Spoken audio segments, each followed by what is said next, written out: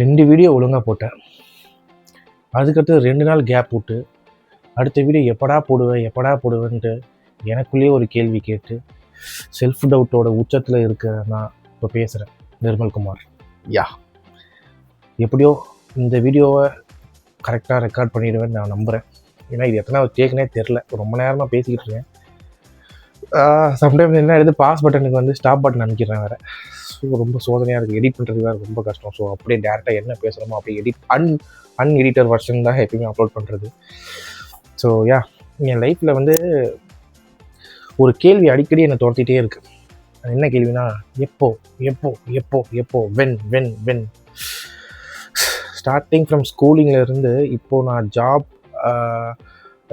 இப்போ இருக்கிற வரைக்கும் எனக்கு இந்த கொஸ்டின் வந்து வந்துகிட்டே இருக்குது. எப்போ நிர்மல் வந்து படித்து முடிக்க போகிறீங்க, எப்போ நிர்மல் வேலை கிடைக்க போகுது, எப்போ நிர்மல் வந்து கல்யாணம் பண்ண போகிறீங்க, எப்போ கார் வாங்க போகிறீங்க, எப்போ வீடு வாங்க போகிறீங்க, எப்போ ஃபேமிலியை செட்டில் பண்ண போகிறீங்க, எப்போ சிஸ்டர்ஸ்க்கு மேரேஜ் பண்ண போகிறீங்கன்ற கொஸ்டின்ஸ் வந்து எனக்கு கேட்டுக்கிட்டே இருக்கிறதுனால எனக்கு வந்து எப்படி தோணுதுன்னா, ஏன்டா எப்போன்னு எனக்கு தெரிஞ்சா நான் பண்ண மாட்டேனாடா. என்னமோ என் பேங்க் பேலன்ஸ் வந்து கோடி கணக்கில் வச்சுருக்க மாதிரி வச்சுட்டு நான் ஏதோ வந்து நீங்கள் டைம் நல்ல நேரம் பார்த்தாச்சு, இப்போ நாளைக்கு ஆரம்பிச்சிடுவோம் அப்படின்ற மாதிரி அப்படியேடா இருக்க. எனக்கே வந்து எப்போ பண்ணுறது எப்படி பண்ணுறதுன்னு தெரியல. ஸோ ஃபர்ஸ்ட் ஆஃப் ஆல் அதனால தான் வந்து என்னால் ஆன்சர் பண்ண முடியும் இந்த கொஸ்டினுக்கு. And also why I need to answer for this questions. எனக்கு ஏன் இந்த கொஸ்டினுக்கு ஆன்சர் பண்ணுன்ற ஒரு தாட் இருக்குது. இந்த கொஸ்டின்ஸ் மோஸ்ட்டாக எங்கேருந்து வருது அப்படின்னு பார்த்தீங்கன்னா, எங்கேயோ தூரமாக இருக்கிறவங்கள தாண்டி நம்ம சுற்றி இருக்கவங்ககிட்ட இருந்தால் இந்த கொஸ்டின்ஸ் அடிக்கடி வருது. ஃபேமிலிஸாக இருக்கட்டும், ரிலேட்டிவ்ஸாக இருக்கட்டும், ஃப்ரெண்ட்ஸாக இருக்கட்டும், இல்லை வந்து வெல் விஷஸாக இருக்கட்டும், இவங்கக்கிட்ட இருந்தால் இந்த கொஸ்டின்ஸ் அடிக்கடி வருது. ஃபர்ஸ்ட் ஆஃப் ஆல் நமக்கு ஒரு விஷன் இருக்கும், நம்ம இதை பண்ணணும், நமக்கு இதில் நம்ம லைஃப்பில் அச்சீவ் பண்ணணுன்ற ஒரு திங்கிங் இருக்கும், ஒரு ட்ரீம் இருக்குன்னு வச்சுக்கோங்களேன். அதுக்காக நம்ம ஓடிக்கிட்டு தான் இருக்கோம். சம்டைம்ஸ் அந்த ஓடுற ஒரு வேலை வந்து நிறைய ஸ்ட்ரகிள்ஸ் இருக்கும். அண்ட் ஆல்சோ நம்ம நிறைய ட்ரை பண்ணுவோம். நானும் ட்ரை பண்ணியிருக்கேன். சின்ன ஸ்டார்ட் அப் மாதிரி ஸ்டார்ட் பண்ணியிருக்கேன், ஃபெயிலாக இருக்குது. ட்ரேடிங் பண்ணியிருக்கேன், ஃபெயிலாக இருக்குது. நிறைய சின்ன இதெல்லாம் ஸ்டார்ட் பண்ணியிருக்கேன், நிறைய விஷயங்கள் ஃபெயிலாக இருக்குது. ஸோ நானே வந்து என் லைஃப் வந்து ட்ரையல் அண்ட் எரரில் தான் இருக்குது. புரியுதா? ஸோ நானே இன்னும் என்ன பண்ணணுன்ற எனக்கே ஐடியா இல்லை. இன்ஃபேக்ட் யூடியூப் ஆரம்பிக்கணுன்ற தாட்டில் வந்து நான் எப்போது இந்த யூடியூப் சேனல் ஆரம்பிக்கணும்னு நினச்சேன்னா, கிட்டத்தட்ட வந்து நான் 12th படிக்கும் போது அரௌண்டு வந்து ஒரு 6 to 7 இயர்ஸ் முன்னாடி நான் ஆரம்பிக்கணும்னு நினச்சது. ஆனால் பார்த்தீங்கன்னா கிட்டத்தட்ட இப்போ தான் 24th ஏஜில் தான் நான் வந்து ஆரம்பிக்கணுன்றது தான் இருந்திருக்கு போல். அதனால தான் இப்போது போடுறேன். ஸோ ஒரு யூடியூப் ஆரம்பிக்கணும், ஒரு இமெயில் இருந்தால் சாதாரணமாக ஒரு சேனல் ஆரம்பிச்சிடலாம்.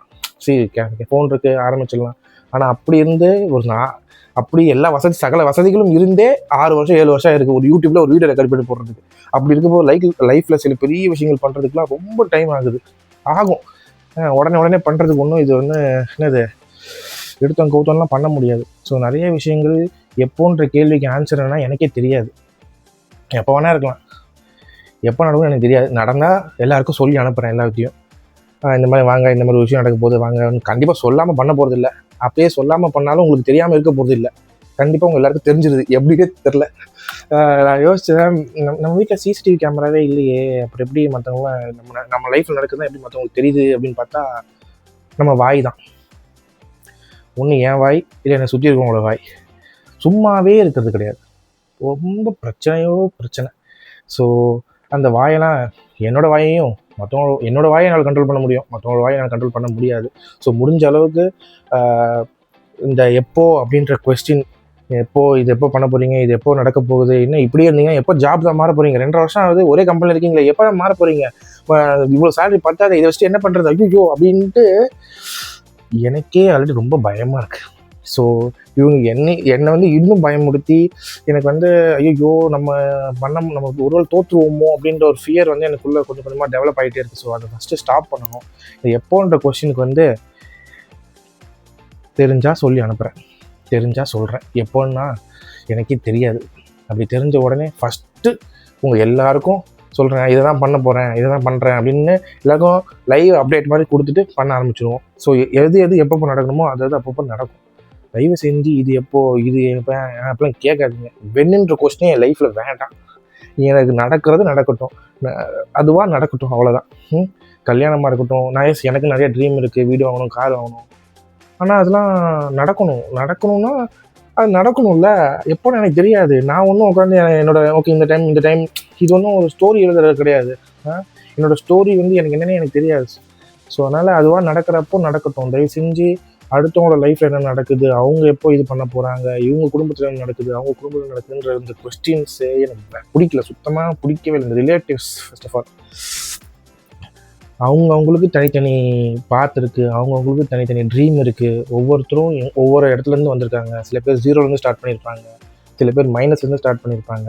ஸோ ஒவ்வொருத்தரும் ஒவ்வொரு இடத்துலேருந்து ஸ்டார்ட் பண்ணியிருப்பாங்க. இன்றைக்கி அவங்க நிற்கிற இடத்த வச்சுக்கிட்டு அவங்களுக்கு டச் பண்ணுறதோ இந்த விஷயங்கள்லாம் வேண்டாம். ஸோ அவங்கவுங்க லைஃப்பில் என்னென்ன நடக்குதோ அதை மட்டும் பாருங்கள். அதுதான் மிகப்பெரிய ஒரு என்னது ஸ்பேஸ் கொடுங்க. ஃபர்ஸ்ட் ஆஃப் ஆல் ஸ்பேஸ் கொடுங்க, ஓகேவா? யார் குடும்பத்துலேயும் மூக்கு போயிட்டு வச்சுட்டு பொதுவாகவே இந்த பீப்புளுக்கு வந்து பக்கத்து வீட்டில் நடக்குது, எதிர்த்த வீட்டில் நடக்குது, இதெல்லாம் பார்க்கறது ஒரு இன்ட்ரெஸ்ட் இருக்கும்.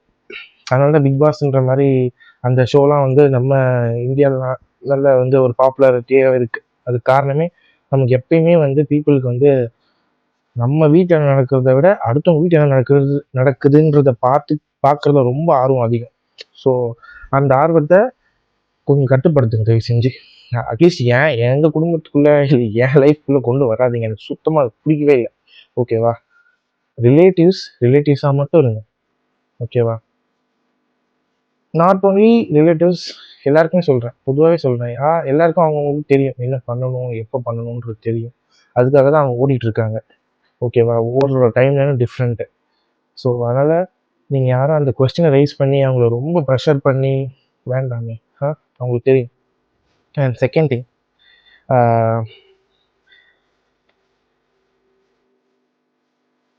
திங், ரொம்ப நேரமாக வீடியோவை பாஸ் பண்ணி யோசிச்சுட்டு இருந்தேன்.